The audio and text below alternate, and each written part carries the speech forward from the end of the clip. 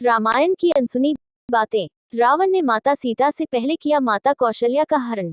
और श्री राम की मां कौशल्या कौन थी और क्यों रावण ने उनका हरण किया था? वाल्मीकि रामायण के बारे में हम सभी जानते हैं, लेकिन 15वीं शताब्दी में श्री राम पर एक और ग्रंथ लिखा गया था जिसका नाम है आनंद रामायण।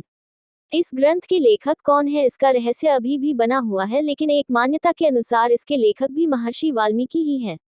आनंद रामायण में एक रोचक कथा का जिक्र है जिसमें बताया गया है कि रावण ने देवी सीता का ही नहीं बल्कि भगवान राम की माता कौशल्या का भी अपहरण किया था।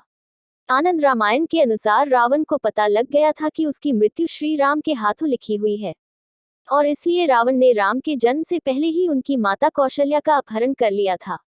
रावण को ब्रह्मा जी द्वारा पता चल गया था कि राजा कौशल की पुत्री कौशल्या का विवाह अयोध्या के राजा दशरथ से होगा और दोनों से जन्मे पुत्र राम के हाथों ही उसका वध होगा। यह जानकर रावण पहले अयोध्या गया और राजा दशरथ को मारने का प्रयास किया। जिस समय रावण वहां पहुंचा तब राजा दशरथ अपने मंत्रियों के साथ जल क्रीड़ा में मग्न थे। मौका देखकर रावण ने उन पर हमला कर दिया और उनकी नाव डुबो दी। फिर रावण कौशलपुरी पहुंचा और वहां राजा कौशल राज को हराकर उनकी पुत्री कौशल्या का अपहरण कर लिया। आनंद रामायण के अनुसार रावण ने कौशल्या को एक संदूक में बंद करके तिमिंगल नामक मछली के मुंह में छिपा दिया और वापस लंका लौट गया। तिमिंगल कौशल्या को मुंह में दबाकर घूम ही रही थी कि तभी उसका सामना अपने एक दुश्मन से हो गया।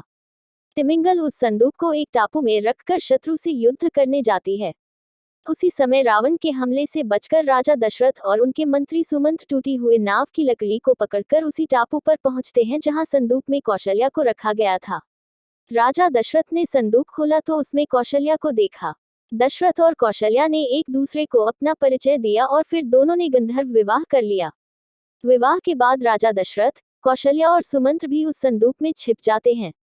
तिमिंगल मछली युद्ध से वापस आकर संदूक को अपने मुंह में छिपा लेती है।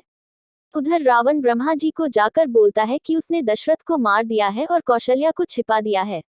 तब ब्रह्मा जी रावण को बताते हैं कि दशरथ और कौशल्या का विवाह हो चुका है।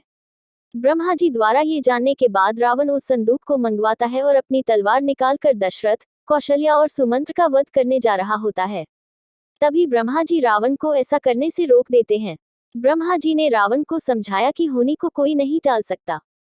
अगर तुमने तलवार से इन तीनों पर वार किया तो राम जी आज ही अवतरित होकर तुम्हारा वध कर लेंगे, इसलिए तुम क्यों अपनी मृत्यु आने से पहले ही मरना चाहते हो?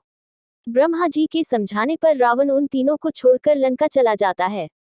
यदि आपको यह जानकारी अच्छी लगी हो तो लाइक करें, शेयर करें और हमारे चैनल को सब्सक्राइब करें। धन्यवाद।